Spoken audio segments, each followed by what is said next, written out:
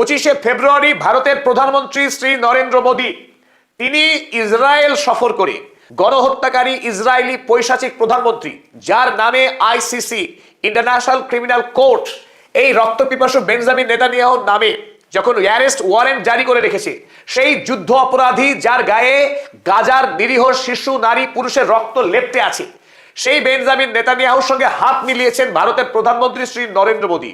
আর এই ঘটনায় ভারতবর্ষের আরএসএস এবং হিন্দুত্ববাদী সংগঠনের নেতা সমর্থক, বিশেষ করে পশ্চিম বাংলার ইসলামোফোবিয়া অসুখে আক্রান্ত অসংখ্য মানুষ, তাদের তারা থই থই থই থই আনন্দে আত্মহারা, তারা ভাষা খুঁজে পাচ্ছে না আনন্দ প্রকাশের।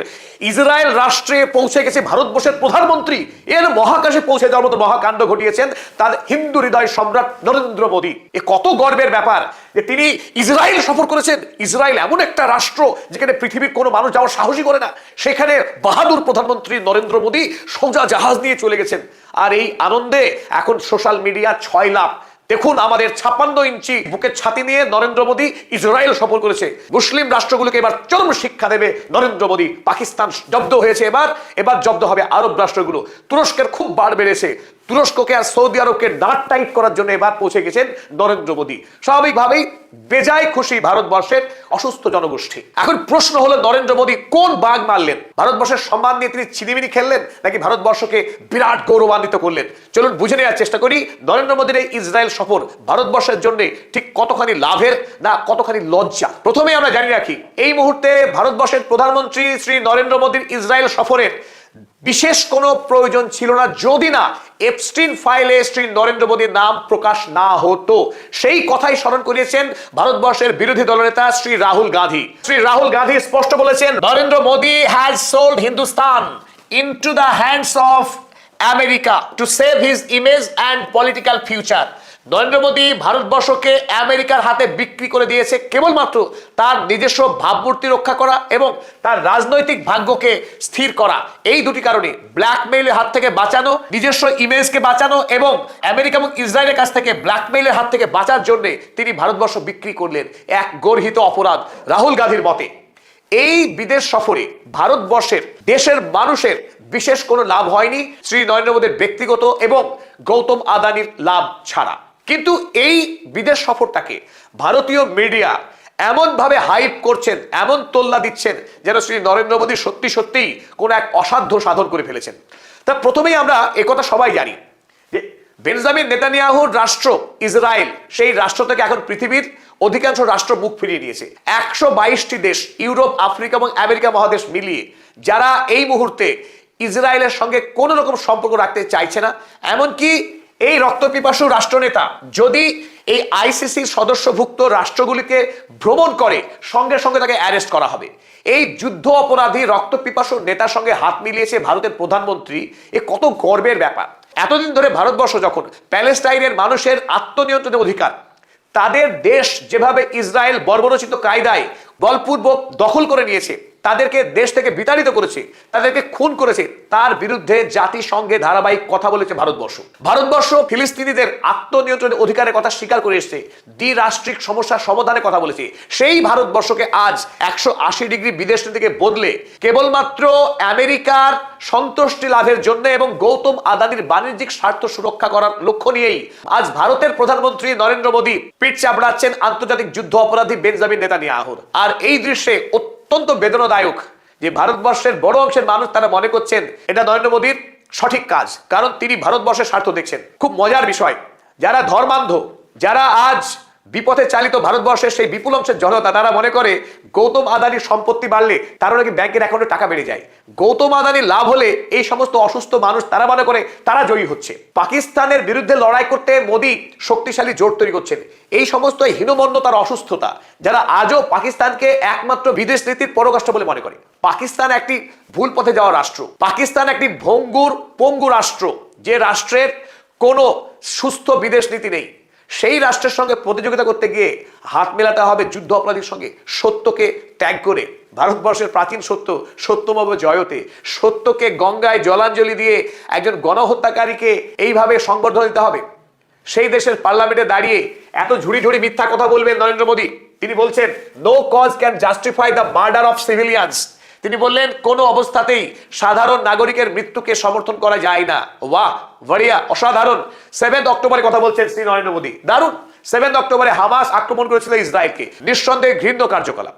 সেই কার্যকলাপকে বিশ্বব্যাপী প্রতিবাদ ধিক্কার জানিয়েছে, ফাইন। কিন্তু হামাসের আক্রমণের প্রেক্ষিত সুদীর্ঘ ইতিহাস রয়েছে, সেসব ইতিহাস ঘেটে লাভ নেই। কিন্তু পরবর্তীকালে ইসরায়েল রাষ্ট্রীয়ভাবে যে গণহত্যা চালিয়ে 70,000 মানুষকে খুন করলো, এখনো গাজা ভূমিকে ধূলিসাৎ করে দিয়ে যে ধ্বংসকাণ্ড চালাচ্ছে, আজও প্রতিদিন খুন হচ্ছে গাজায় যে নিরীহ মানুষ, তাদের খাবার নেই, বাড়ি নেই, কোনো ভবিষ্যৎ নেই। 20,000 শিশুকে খুন করলো এই বর্বর ইসরায়েল রাষ্ট্র। সেই সমস্ত মানুষের প্রাণের দাম নেই? ওয়া নরেন্দ্র মোদী, সাহস হয়েছে আপনার একটি কথা বলার? গুজরাট দাঙ্গার সময় আপনি মুখ্যমন্ত্রী ছিলেন, আপনার রাজ্যে অসংখ্য মুসলমান খুন হয়েছে, আপনি মুখ্যমন্ত্রী রাজধর্ম পালন করতে পারেননি। ভারতবর্ষের তৎকালীন প্রধানমন্ত্রী অটল বিহারী বাজপেয়ী আপনাকে ধমক দিয়েছিল, দেশবাসী ভোলেনি। তাই আপনার কাছ থেকে খুব বেশি ভালো কাজ পৃথিবী আশা করে না, এটাই স্বাভাবিক। কিন্তু আজকে মুসলমান খুন করছে বেঞ্জামিন নেতানিয়াহু, তার সঙ্গে বন্ধুত্ব করতে হবে ভারতবর্ষ রাষ্ট্রকে। তাহলে কি ভারতবর্ষের মুসলিম জনগণকে ভয় দেখানো যাবে আমরা কত বীর হয়েছি? জায়নবাদ আর আরএসএস একই মতবাদ, আমাদের একই আদর্শ, তাই আদর্শগত ঐক্য আছে, সুতরাং আমরা জিন্দাবাদ দিতে হবে। ভারতবর্ষের মানুষ, ভারতবর্ষের মধ্যে একটি দেশকে ভাঙার ষড়যন্ত্র করার যে ঘৃণ্য রাজনৈতিক বিশ্বাস যারা মনে রাখেন ভারতবর্ষে বাস করে, তার রাষ্ট্রবিজ্ঞানে তাদের এবিসি জ্ঞানটুকুও নেই। তারা কল্পনা করেন আজও যে এই ভারতবর্ষ থেকে একটা আস্ত সম্প্রদায়ের মানুষকে তারা উড়িয়ে দেবে, ফুরিয়ে দেবে, আর তারপর তারা স্বর্গরাজ্যে বাস করবে, রাম রাজ্যে বাস করবে। এই ধরনের বাতুলতা, এই ধরনের বালখিল্যতা নিয়ে যারা বড় হয়েছে, লেখাপড়া করেছে, এমনকি চাকরিও করে, মাস্টারি টাস্টারি, সেই সমস্ত মূর্খ গণ্ড লোকেদের আমরা ঘৃণ্য, তাদের আমরা ধিক্কার জানাই। সেই সমস্ত অসুস্থ মানুষদেরকে তারা সুস্থ হয়ে উঠুন, সেই প্রত্যাশা করি আমরা। শ্রী নরেন্দ্র মোদীর জন্মই হয়েছে এমন এক দিনে, কি গর্ব করে তিনি বললেন ইসরায়েলের পার্লামেন্টে দাঁড়িয়ে, I was born on the same day that India formally recognized Israel। তিনি ভারতবর্ষের ভোট প্রচার করার সময় তিনি কখনো ওড়িশায় গিয়ে বলেছেন ওড়িশাকে আমি 1 নম্বর রাজ্য বানাতে চাই ভারতবর্ষের। কেরালাতে গিয়ে তিনি একই দাবি করেছেন, বলেছেন কেরালাকে তিনি ভারতবর্ষের 1 নম্বর রাজ্য বানাতে চান। বাংলাতে এসেও তিনি একই কথা বলেছেন, পশ্চিম বাংলাকে তিনি ভারতবর্ষের 1 নম্বর রাজ্য বানাবেন। তাই নরেন্দ্র মোদী এটা স্বভাব ভঙ্গিমা যে তিনি যখন ইসরায়েলে গেলেন, ইসরায়েলে গিয়েও বললেন তিনি সেই দিনই জন্মেছেন যেদিন ভারতবর্ষ ইসরায়েল রাষ্ট্রকে স্বীকৃতি জানিয়েছিল। অর্থাৎ তিনি আর ইসরায়েল একাকার, অভিন্ন। আসলে তিনি বলতে চেয়েছেন ভারতবর্ষের আরএসএস এর মতাদর্শ এবং জায়নবাদীদের মতাদর্শ, দুজনের মতাদর্শই এক, অর্থাৎ উগ্র মুসলিম বিদ্বেষ, মুসলিম বিদ্বেষের চশমা পরে পৃথিবীকে দেখা। তাই জায়নবাদ এবং এই আরএসএস পৃথিবীর জন্য একটা বিপদ, একটা হুমকি। মানব জাতির পক্ষে এই দুই ঘৃণ্য মতাদর্শ অত্যন্ত বিপজ্জনক, অত্যন্ত হুমকি স্বরূপ, যার প্রমাণ ইতিমধ্যেই পাওয়া গেছে গাজা ভূমিতে। যারা মনে করছেন ইসরায়েলের সঙ্গে ভারতবর্ষের বন্ধুত্ব ভারতবর্ষের সমৃদ্ধির কারণ হবে, সেই সমস্ত অন্ধভক্তদের চলুন একটা সত্য দেখায়। আপনারা শুনেছেন ইতিমধ্যেই এই ওয়ার ক্রিমিনাল বেঞ্জামিন নেতানিয়াহু তিনি 6টি রাষ্ট্র নিয়ে একটা জোট করার কথা বলেছেন, হেক্সাগন অ্যালায়েন্স। যে অ্যালায়েন্সের কাজ কি হবে? কাজ হবে যারা anti Shia and radical anti Sunni hexagon alliance, যে অ্যালায়েন্সের সদস্য হবে ভারতবর্ষ, গ্রিস, সাইপ্রাস, আফ্রিকার একটি রাষ্ট্র এবং মধ্যপ্রাচ্যের একটি রাষ্ট্র বলে ঘোষণা করেছে বেঞ্জামিন নেতানিয়াহু। এই রাষ্ট্র অর্থাৎ সরাসরি পরিষ্কার ইরান, সৌদি আরব, তুরস্কের মতো রাষ্ট্রগুলোর বিরুদ্ধে লড়াই করবার জন্য প্রস্তুত হচ্ছেন বেঞ্জামিন নেতানিয়াহু।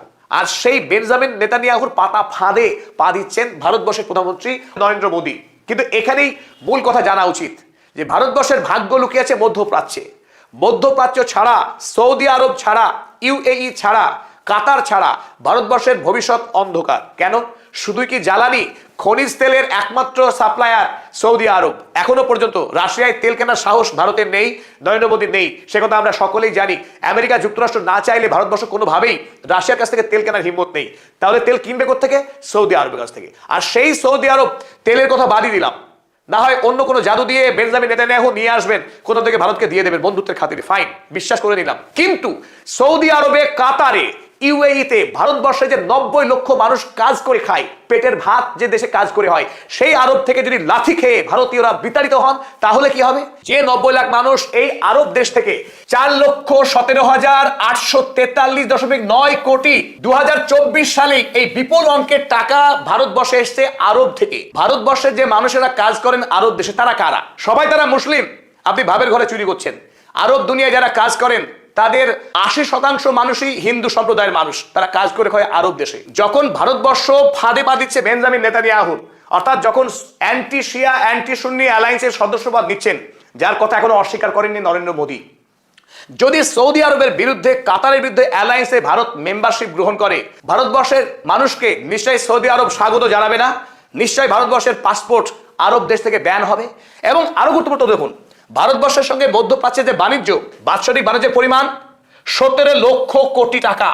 17 লক্ষ কোটি টাকার বাণিজ্য হয় মধ্যপ্রাচ্যের দেশগুলির সঙ্গে। আমেরিকা যুক্তরাষ্ট্রের পর ভারতবর্ষের বৃহত্তম বিজনেস পার্টনার সৌদি আরব। এই মধ্যপ্রাচ্যের দেশগুলো, সেখানে ভারতবর্ষের যে সমস্ত অসুস্থ মানুষ, তারা খুবই জয়গায়ক দিচ্ছেন যে ইসলামকে ধ্বংস করতে হবে, ইসলামের বিরুদ্ধে জেহাদ করতে হবে, মুসলমানরাই ভারতবর্ষের একমাত্র শত্রু, তাদের জন্য এই চ্যাপ্টারটা খুব জরুরি। ভারতবর্ষের রাজনীতিতে জিততে গিয়ে কেবলমাত্র ভোটে জেতার মাদকতা নিয়ে দেশের মধ্যে ঘৃণা ছড়িয়ে দেশটাকে ধ্বংস করার যে বিদেশ নীতি, এই বিদেশ নীতি ভারতবর্ষের জন্য সর্বনাশা। আর আরব রাষ্ট্রগুলি নরেন্দ্র মোদীর এই ইসরায়েল সফরকে যে ভালোভাবে দেখছে না, তার প্রমাণ এই ইরানের বিদেশমন্ত্রী আব্বাস আরাগচি, তিনি স্পষ্ট জানিয়েছেন ইট ইজ আনফরচুনেট। অর্থাৎ নরেন্দ্র মোদীর ইসরায়েল সফর এবং যুদ্ধ অপরাধী বেঞ্জামিন নেতানিয়াহুর সঙ্গে এই গলাগলি, এটা মোটেই ভালো চোখে দেখছে না ইরান। এবং আগামী দিনে এই ইরান, সৌদি আরব, তুরস্ক, কাতার মিলে ঐক্যবদ্ধভাবে ভারতবর্ষকে বয়কট করার সম্ভাবনা অত্যন্ত প্রবল। যখন আমরা স্পষ্ট বুঝতে পারছি ভারতবর্ষের রাষ্ট্রিক স্বার্থ খুব একটা নেই ইসরায়েলের সঙ্গে, যে ইসরায়েল রাষ্ট্র এখন ক্রমশ ভঙ্গুর ভাঙতে বসেছে, দীর্ঘ যুদ্ধ করবার পর অর্থনৈতিকভাবে যে রাষ্ট্র এখন দেউলিয়া হওয়ার পথে, এমনকি ইসরায়েলের যে ঘুমোর যে রহস্য, তার নাকি প্রচুর সামরিক শক্তি আছে, সেসব গল্প বর্তমানে প্রমাণ হয়েছে। হামাসের ছোড়া সামান্য রকেট প্রতিরোধ করতে পারেনি ইসরায়েল। সেই ইসরায়েল নাকি বায়ু সুরক্ষা দেবে, তার আয়রন ডোম কবেই ফুটো হয়ে গেছে। অ্যারো 3 সেও দুর্বল, ইরানের একটি মিসাইলকে প্রতিরোধ করবার ক্ষমতা এই মুহূর্তে নেই ইসরায়েলের। সেই দেশ অস্ত্র বিক্রি করবে ভারতবর্ষের মতো রাষ্ট্রকে, যে দেশের 140 কোটি মানুষ বসবাস করে, সেই দেশের এতগুলো বিশ্ববিদ্যালয়, আত্মনির্ভর ভারতের হুঙ্কার দিয়ে ভারতবর্ষের বিশ্ববিদ্যালয়গুলো ভাঙতে বসেছে। দিনের পর দিন যেখানে শিক্ষায় ফান্ডিং বন্ধ হচ্ছে, দেশের বিজ্ঞানী নেই, দেশের বিজ্ঞান শিক্ষা ভেঙে পড়ছে, সেখানে ইরানের মতো রাষ্ট্র আন্তর্জাতিক নিষেধাজ্ঞাকে উপেক্ষা করে বিশ্বমানের জ্ঞান চর্চা করছে, বিশ্বমানের সামরিক অস্ত্র তৈরি করছে। সেখানে ভারতবর্ষ ইসরায়েলের মতো একটা ঘৃণ্য রাষ্ট্র, যার কেবলমাত্র আমেরিকার দয়ায় অনুগ্রহে বেঁচে থাকা একটি রাষ্ট্র ইসরায়েল, সেই রাষ্ট্রের সঙ্গে চুক্তি করে ভারত মনে করছে মহান হয়ে গেছে। কিন্তু আসল রহস্য কি? শ্রী নরেন্দ্র মোদী কেন গেলেন ইসরায়েলে? আসল কারণ অন্য কিচ্ছু নয়, আসল কারণ এই মানুষটি, শ্রী গৌতম আদানি। গৌতম আদানি নরেন্দ্র মোদীর সরকার আসার পর থেকে যেভাবে ফুলে ফেপে বড় হয়েছে, দুজন মানুষ ভারতবর্ষকে কিনছেন, একজন গৌতম আদানি, অন্যজন মুকেশ আম্বানি। এই আদানি এবং আম্বানির জন্য ভারতবর্ষের মধ্যে ইসলামোফোবিয়া ছড়িয়ে বিজেপি দল ক্ষমতায় আছে। আর সেই আদানি আম্বানির সম্পদ তৈরি হলে, তার অর্থ বাড়লে ভারতবর্ষের এক শ্রেণীর মানুষ উল্লসিত হন। তাদের নিরক্ষরতা কবে দূর হবে সেটা এখন বড় প্রশ্ন। এই আদানির ইসরায়েলের হাইফা বন্দরের 51% শেয়ার রয়েছে এবং নরেন্দ্র মোদী ইসরায়েল সফরকালীন একাধিকবার হাইফা হাইফা হাইফা করে তিনি চিৎকার করেছেন। অর্থটা কি? হাইফা বন্দরকে সুরক্ষিত করে ভারতবর্ষের যতগুলো এগ্রিমেন্ট হবে, অস্ত্র সংক্রান্ত যতগুলো মৌ স্বাক্ষরিত হচ্ছে ভারতবর্ষের সঙ্গে, সেই মৌয়ের অধিকাংশ লভ্যাংশ পৌঁছাবে এই আদানির ঘরে। তাই আদানির বাণিজ্য ভবিষ্যৎকে সুরক্ষিত করবার জন্য এবং নিজেকে এপস্টিন ফাইলের বিপদ থেকে বাঁচাবার জন্য নরেন্দ্র মোদী ইসরায়েল সফর করলেন। এখানে অন্য কোনো কারণ নেই। আর অবশ্যই দ্বিতীয় কারণ এই যে ভারতবর্ষে মুসলিম বিদ্বেষী হাওয়া তৈরি করে ভারতীয় হিন্দু ভোটগুলোকে পোলারাইজ করা, আর যার মাধ্যমে আগামী দিনে আরো একবার প্রধানমন্ত্রী হওয়ার স্বপ্ন দেখছেন শ্রী নরেন্দ্র মোদী, সেই স্বপ্নকে সামনে রেখেই এই বিদেশ যাত্রা। কিন্তু ভারতবর্ষের অর্থনৈতিক, শিক্ষা এবং বিজ্ঞানের, প্রযুক্তির কোনো দিশা নেই এই বিদেশ নীতিতে। এই বিদেশ নীতি সম্পূর্ণ উদ্ভ্রান্ত, কেবলমাত্র মুসলিম বিদ্বেষ এবং মুসলিমের মধ্যে ঘৃণা ছড়াতেই সেই অস্ত্রকে ব্যবহার করবার জন্য আরো একবার যারা অন্ধভক্ত, গদি মিডিয়া দেখতে অভ্যস্ত, তাদেরকে আরো একবার বোকা বানালেন শ্রী নরেন্দ্র মোদী।